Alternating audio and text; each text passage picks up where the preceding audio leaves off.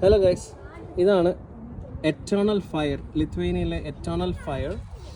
ഇത് പ്ലേസ് ചെയ്തേക്കുന്ന ഒരു സർക്കിളിലാണ്, കണ്ടോ? ഒരു സർക്കിൾ ഓഫ് റോക്സിന് നടുക്കാണ് ഈ എറ്റേണൽ ഫയർ പ്ലേസ് ചെയ്തിരിക്കുന്നത്. അപ്പോൾ അവരുടെ വിശ്വാസപ്രകാരം നമുക്ക് നോർത്ത് ഈസ്റ്റ് ഒരു എൻട്രൻസ് ഉണ്ട്, അതുവഴി മാത്രമേ എൻട്രിയും എക്സിറ്റും പാടുള്ളൂ എന്നാണ്.